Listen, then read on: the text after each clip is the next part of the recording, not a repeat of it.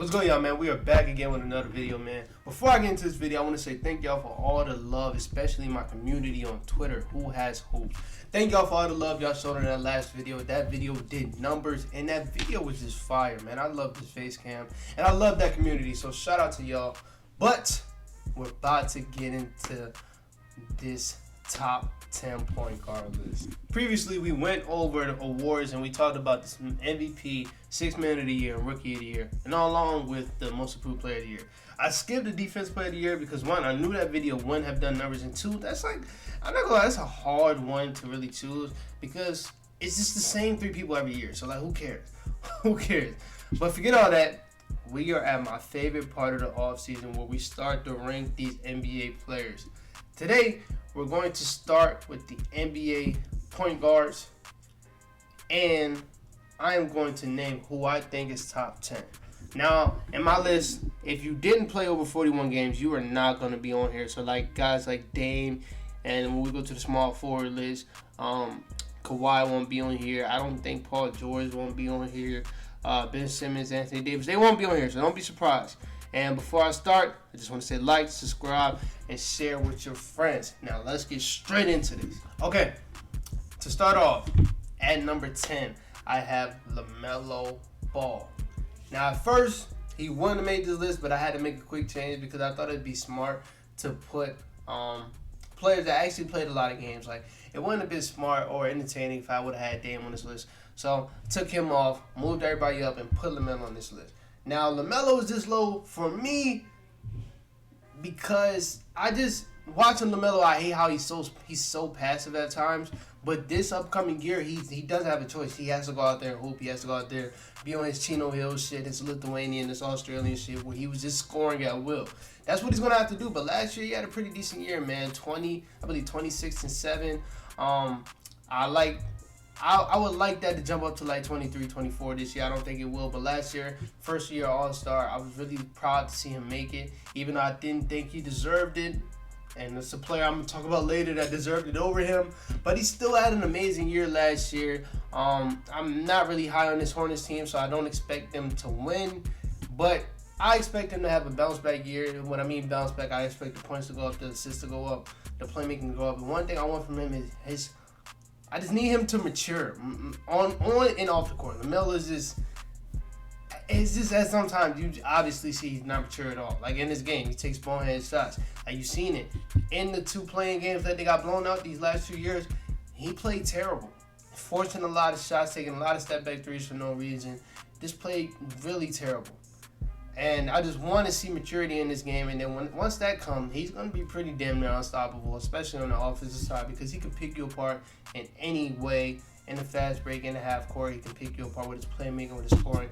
And a really hard player to guard when he's focused. But when he's not focused, he's just taking dumb shots, and he's giving you the game. So that's one thing I want from him this year. It's just to mature. But other than that, still a top 10 point guard in the second year. So that's amazing. But that's it for LaMelo. At number 9, who I have the villain of the offseason. First time All-Star, DeJounte Murray at number 9. Now, I can do this without even looking at my notes because you can kind of see I'm looking at my notes for LaMelo. I think DeJounte's year is going to go under the radar, and all these lists are going to be about the previous years, not going into the season, even though I talked about a lot of that in LaMelo. It's still based off of last year. So, DeJounte, his last year is going to get pretty underrated. If you look at it, average 21, 8, and 9. Elite stats. Second in the league in triple-double behind the MVP and Nikola Jokic. Fourth in the league in assists with 9 assists behind Chris Paul, Trae Young, and I believe, I don't know. I don't know who the fourth person is. But fourth in assists. And he led that sorry-ass Spurs team to the play-in over teams like the Lakers. I would even say the Kings had a better team overall than them. The Thunder damn near had a better team overall. But he led that sorry team to the play-in. That is impressive, bro. That is impressive to me, man. I don't think that's going to get talked about enough.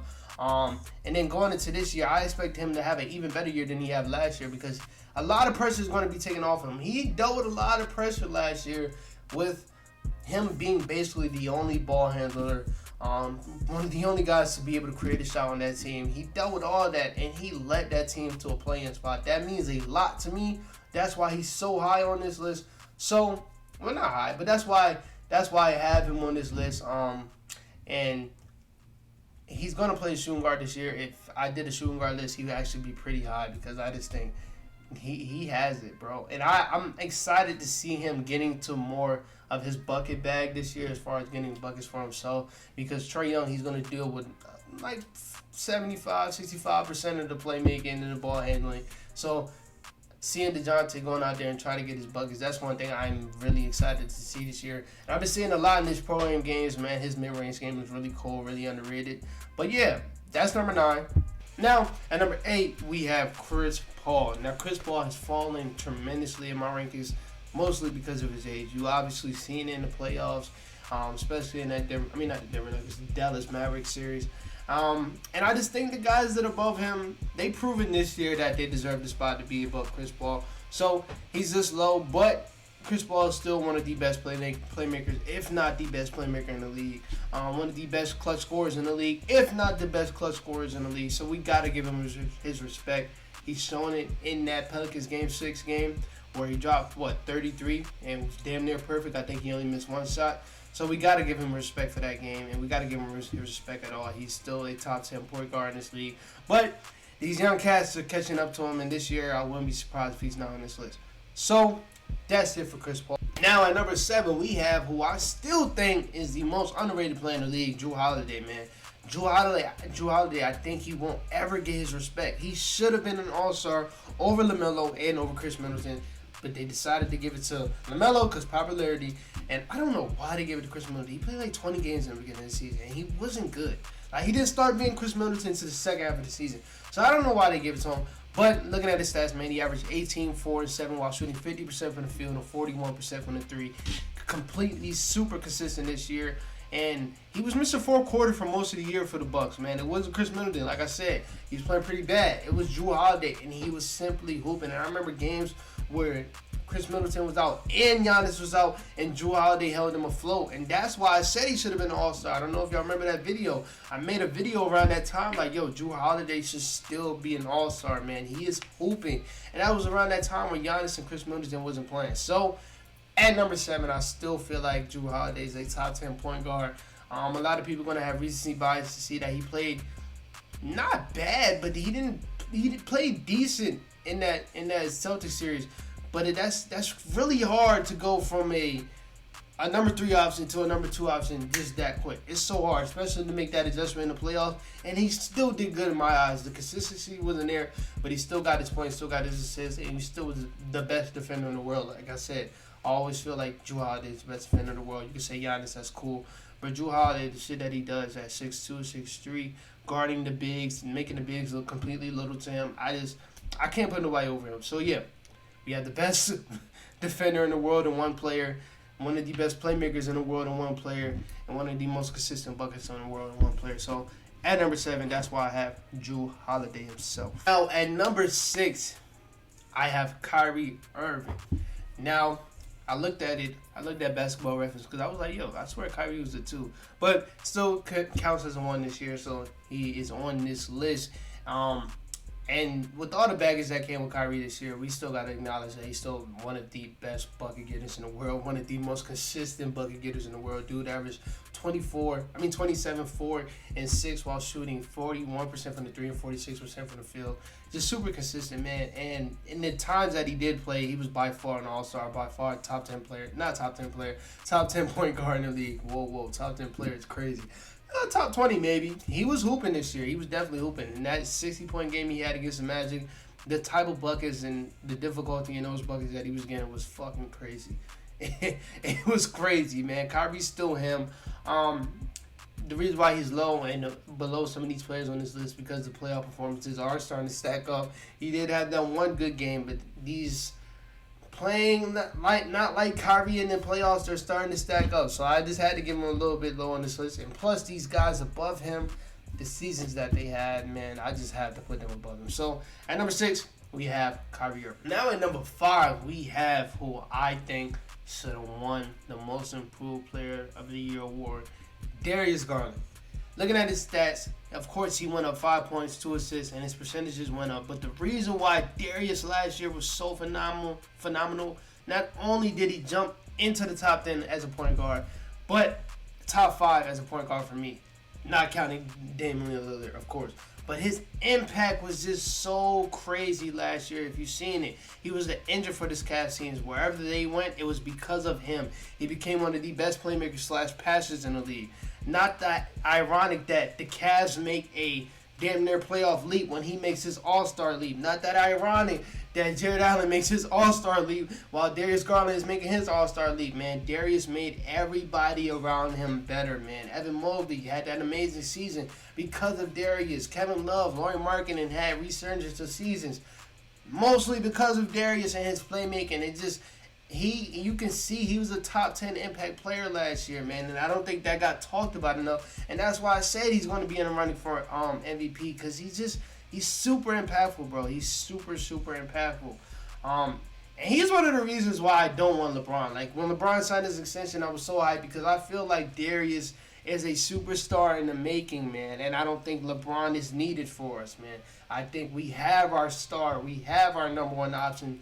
Mostly. I still think we might need to go out there and probably get a wing because it is a wings league. But I wouldn't be surprised if we go into being a championship contender with Darius being our number one player, man. Darius is him, man. And I think he's top 5 as a point guard for sure. For sure. Next year, we're going to see him literally stamp his spot in that top 5. Now, at number 4, we have the player that I said in my preseason predictions of last year that was going to win the most improved player, Ja Morant, man. Ja Morant hooped last year. I can't lie. I can't lie. Now, one thing I want to say before I start talking about Ja is I wanted to put Darius over Ja because that's a narrative I'm going to push next season. But I have to go off of last season, so Darius is going to be under Ja. But 99 times out of 100, I am taking Darius Garland over Ja Morant, and ask me, I'm just going to tell you a simple answer. So ask me in the comments. I'm going to tell you why. Ask me in the comments. But yeah, it's so easy for me. But last year, Ja, he hooped 27 points. I believe 7 assists and led the league in paint points as a guard. That's crazy. It does get a little overhyped because Colin Sexton was just top 5 in paint points as a guard. But he did lead the league, so I got to give him his credit. But he hooped, man. Hope this team surprised everyone. I didn't expect him to be that good. I expected him to be that good, but I didn't expect him to jump up to being the second seed, being the second best team record-wise in the league. I didn't see that coming at all, and he really hooped. Like, he really hooped. He was really must-see TV all the time. I believe they have the most improvement in national televised games, and that's mostly because he jumped into superstardom. So that's what we have at number 3. Number 4. Now at number 3, we have Ice Trae Young. Trae Young's one of my favorite players. I hate him when he plays us. When he plays us, he's one of the worst players I've ever watched. I hate watching him when he plays us because he always fucks us up. But when I'm watching him play somebody else, one of my favorite players, man. He's just a one-man wrecking crew. He showed that last year. Lead the league in points and assists. Him by himself led the Hawks to a top 5 offense. That's generational type shit. Shout out my boy Tips on YouTube. That's generational type shit, bro. You can't downplay that at all. You look at that Miami Heat series. That's a stab. Yeah, that hurts. But like, bro, you coming off that dominant playoff run of last year. He's still young. You expect him to have a bad series one at a time. And that was a really good team to go up against Trae Young because you're getting guarded by Jimmy. You're switching on to PJ Tucker, and you're switching on to Victor Oladipo. Then you're switching on to Bam Adebayo. Like, you got 4 people that can lock Trae up, and they're huge. So I'm not mad at him that he had a bad series, and I expect him to bounce back. But, man, just look at that shit, bro. Led the league in points and assists. I don't remember the last time that's been done. Him by himself, that's the top 5 offense automatically. That shit is different. That's different, bro. I can't downplay that. I can't. Trae Young is him. He's him. Now, number 2. This is controversial for some people. For me, it's so easy. It's Luka Doncic. Luka is not better than Steph Curry yet. We will talk about that, but I don't know why people are so eager to say he is. He's just not. and I hate to use recency bias, but Steph showed it in the playoffs. Why is to me it's not even a fucking conversation. Like Luka has some years. Give him time. Stop trying to rush this boy. Give him some time. He's not better than Steph. But Luka, we all know he is. Same thing I said about Trey. He can do the same thing damn near. Be a top 10, top 5 offense by himself. I'm happy to see that he finally got over that hump. I actually did forgot to talk about him and my MVP vid. I wouldn't be surprised if he gets up there too. But yeah, he hooped last year. Got into that Western Conference Finals, completely hooping the Western Conference Finals. That run is a little overrated. You play the Suns. I even picked them to beat the Suns. The Jazz, like, come on now. Like, if he was to beat the Clippers and then go on to beat the Warriors, I'm like, oh, shoot, Luka, you know what I'm saying? You one of them. But that run, the Jazz and the Suns, and then you face competition, y'all get beat in 5. Like, that's a little sketchy. But, yeah, Luka's still him. And at number 10, I'm not even going to show y'all highlights. I'll show y'all highlights in the beginning. At number 10, we have Steph Curry, the Finals MVP. He proved why, to me, he's damn near the second best player in the world. Still between him, KD, and LeBron for me. But yeah, the crazy thing is he turned into a two-way player last year. Like, Steph Curry was elite number-wise and eye test-wise as a point guard last year. It was crazy to see. And then going into the finals where we seen Giannis had a couple bad games against this team. We've seen KD and Kyrie had a whole series of bad games against this team, and he completely dominated. That's crazy.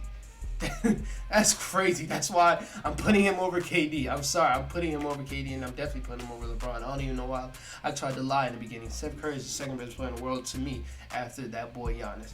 But averaging 31, 6, and 5 in that series. 46 in game 4 in a must-win game. That's just he was next level. That's why I put him. I wanted to damn near put him over Magic, man. He made his stamp. That's why he's the top 10 player of all time. That was one of the best final series of a player I've seen of all time. So shout out to Steph. That was amazing. So that's it for the list, man. Now that the point guards are done, we move on to shooting guards, small forwards, all that list. My positions are based off of Basketball Reference, and the reason why I said this because one player came into my mind because I was like, yo, this dude, Anthony Edwards, is going to be over a lot of shooting guards. But then I'm thinking, like, yo, Pat Bev started at 2, so he might be a 3, and that sucks. Because I wanted to make a hot take. I wanted to put Anthony Edwards over Donovan Mitchell, Zach LaVine, Bradley Beal. But I can't do that now. So if you see a player that's probably not in this position like Shea, he's not on this list. He played a lot of point guard last year, but I looked at Basketball Reference, he was a 2.